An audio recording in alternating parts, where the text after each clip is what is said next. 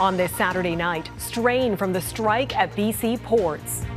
There's more uncertainty after unionized workers voted down the latest deal. First, it was the strike. Now it's the backlog. It's going to take weeks. Now federal action could be looming to end the labor dispute. World police and fire games under fire. Why critics say Hong Kong police shouldn't be at the global competition in Winnipeg. Papal visit 1 year later. The steps survivors and Indigenous communities are still waiting to see. And a color crusader. It's more than how do I make money, it's actually more how do I make art accessible. The artist liberating commodified color for everyone. Global National with Farah Nasser. Reporting tonight, Nitu Garcha. Good evening and thanks for joining us. We begin on the West Coast tonight where it's back to the bargaining table. Port workers in BC voted down a mediated deal to end a simmering labor dispute that sparked a 13-day strike earlier this month. The initial job action cost the Canadian economy billions, stalling goods and causing gridlock at some of Canada's biggest and busiest ports.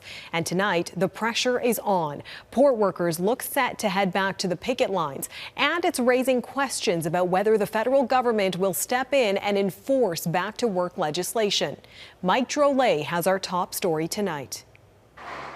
The busiest port in Canada was anything but business as usual today.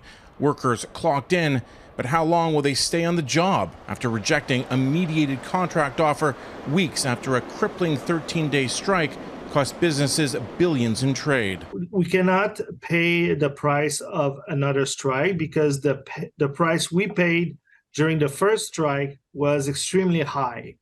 And so we need both parties to come to an agreement, and we need the union to realize that it is irresponsible for them to keep the economy in hostage. 7,400 BC port workers walked off the job July 1st, affecting 30 ports. A mediated deal was tentatively agreed to, but the union still expressed concern over job security, and after its members voted no, the union now says it wants our direct employers to come to the table and negotiate, in lieu of the BC Maritime Employers Association. In response, the BC MEA called the union's actions erratic and released details of the deal, including a wage increase of 19.2% over 4 years, which would see the median longshore salary rise from $136,000 to $162,000 per year, not including benefits and pension. 43% of all cargo shipped to Canada goes through the Port of Vancouver.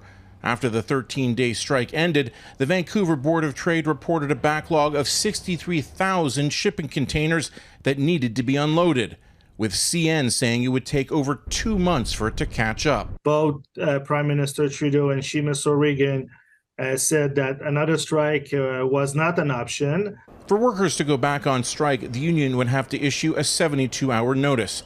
However, Labour Minister Seamus O'Regan says he's using his authority to preserve industrial peace by directing the Industrial Relations Board to impose either a new collective agreement or final binding arbitration.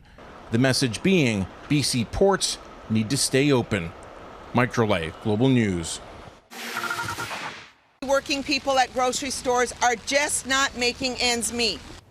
There's another labor dispute playing out, this one on the East Coast. 3,700 workers at 27 Toronto area grocery stores walked off the job this morning after rejecting a tentative contract agreement that initially averted strike action earlier this month. Metro workers are pushing for better pay, benefits, and working conditions. Staff say inflation and the cost of living has hit so hard they can't even afford the food they're selling at those stores, and they're having to turn to food banks for support. Some troubling news coming from Alberta tonight. RCMP have confirmed 6 people on board a small plane are dead after it crashed in Kananaskis country late last night. The plane went down about 5 kilometers north of Kananaskis Village, which is 100 kilometers north of Calgary.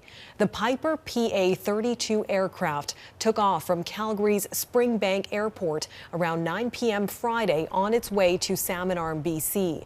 A search team was sent in after it was reported considered overdue. RCMP say the bodies have been recovered.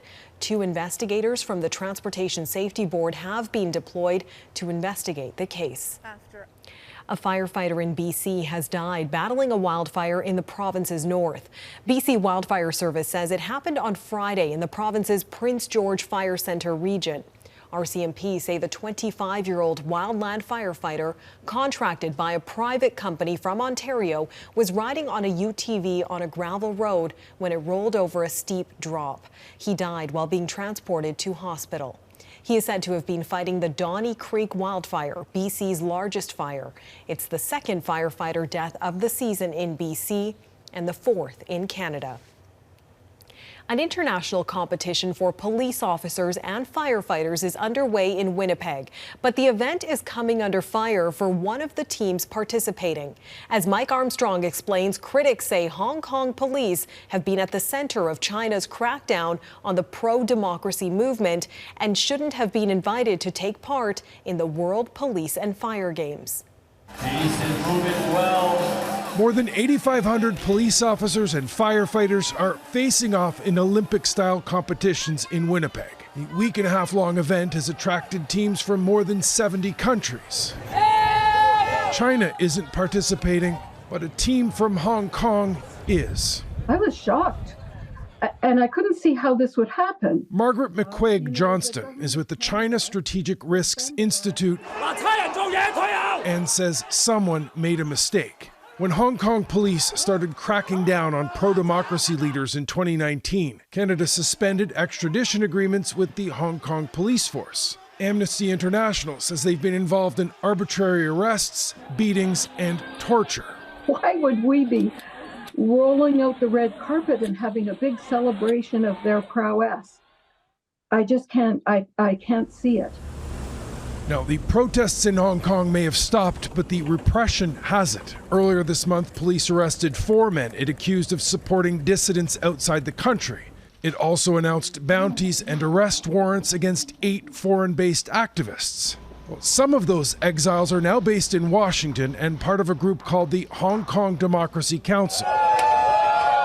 That group tweeted out this video of Hong Kong police being booed by protesters in Winnipeg Friday night. It says it's, quote, disgusting to see Hong Kong police marching freely in Canada.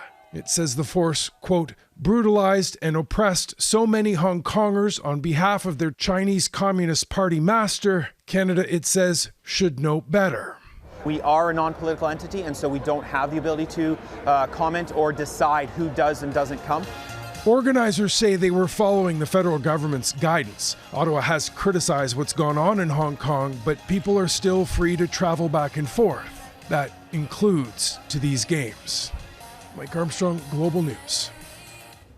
The U.S. has announced $345 million in military aid for Taiwan. It's the first major package drawing on America's own stockpiles to help Taiwan counter China.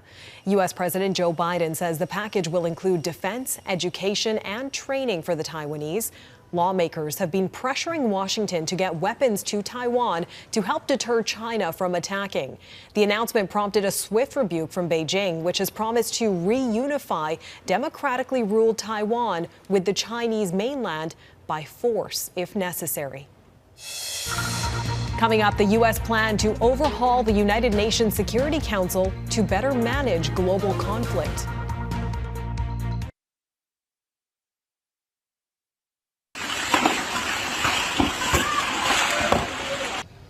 A massive explosion at a fireworks warehouse in southern Thailand has killed at least 10 people.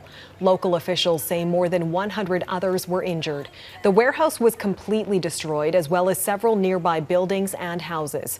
Authorities say there are still people trapped under debris waiting to be rescued. It's believed construction work taking place in the warehouse set off the stored fireworks.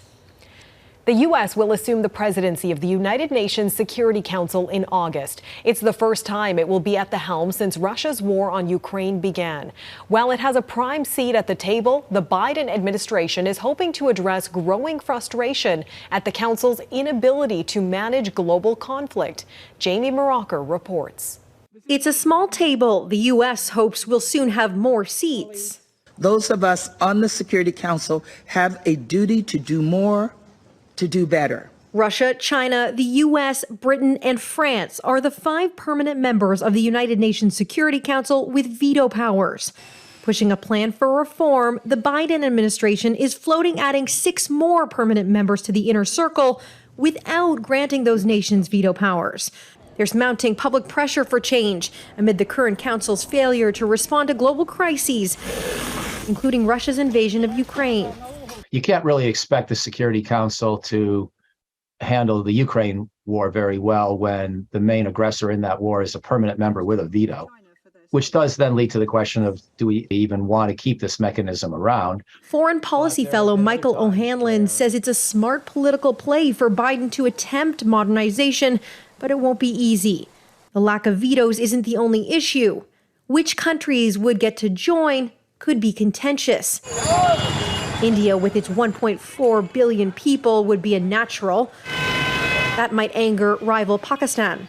In the developing world, particularly Africa, there could be infighting over which country should get a spot.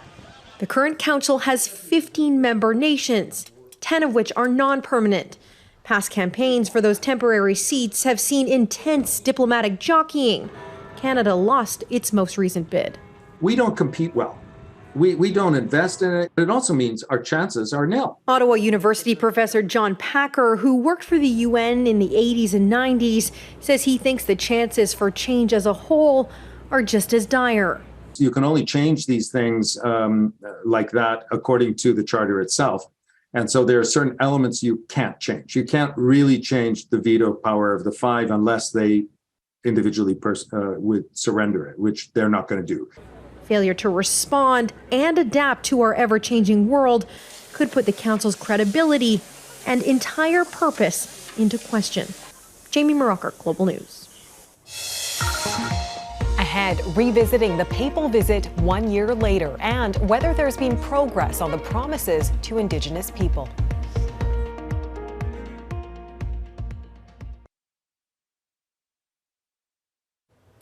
One year ago on this weekend, Pope Francis wrapped up a week-long visit to Canada. In the Pope's own words at the time, it was a penitential pilgrimage focused on apologizing for the Catholic Church's role in Canada's residential school system. Cree Nation Grand Chief Mandy Galmasti joins us now to reflect on the visit 1 year later. Grand Chief Galmasti, thank you very much for joining us. Hi, thank you.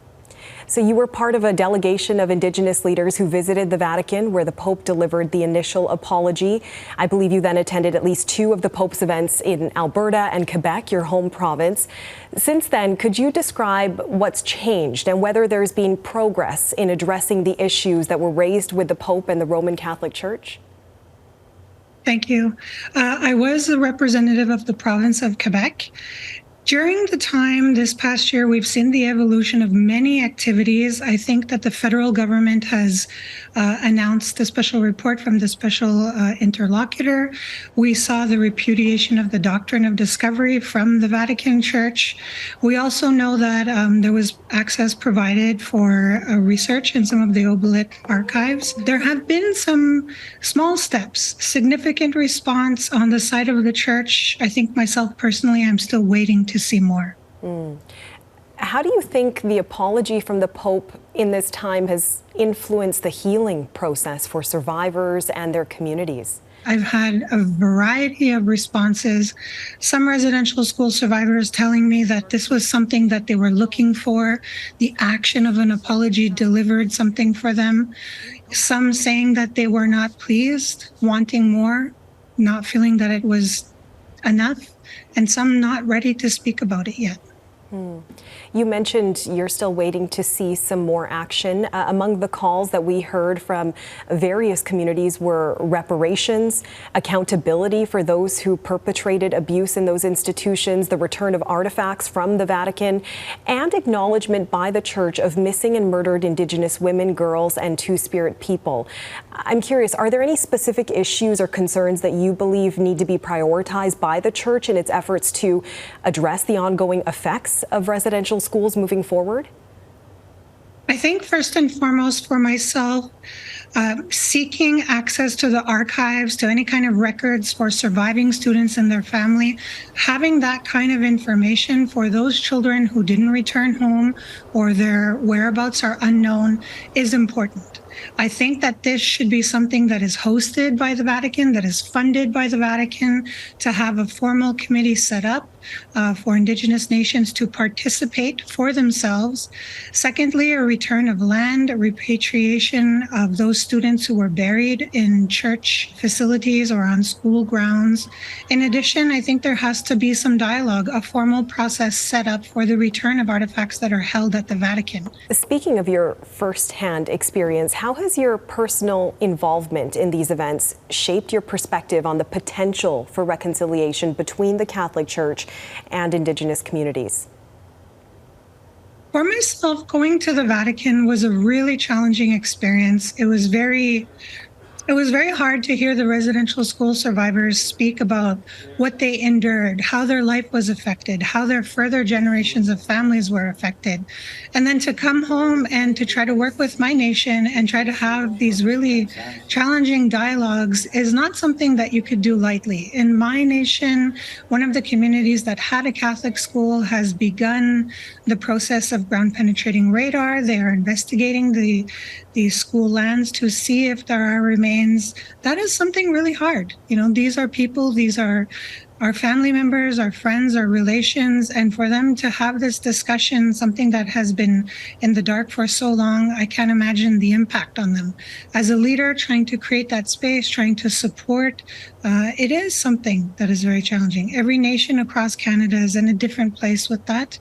In terms of seeing the evolution of the Pope's visit, you know, watching him coming to Alberta, seeing everything that happened there, watching him coming to Quebec City, that was something really hard, not just to see the impact on the Pope himself, but to see the impact that it had on Canadians and, you know, what that dialogue meant for them. What did this visit have in terms of an impact on Indigenous peoples, but also what kind of learning occurred for Canadians in experiencing this historic moment. That is Cree Nation Grand Chief Mandy Gull-Masti. Grand Chief Gull-Masti, thank you very much. Thank you. Oja.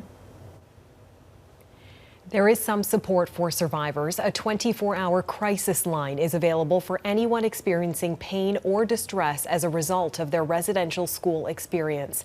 You can call toll-free and speak in confidence at 1-800-721-0066. Next, a seismic show from Taylor Swift, how the artist literally moved the earth.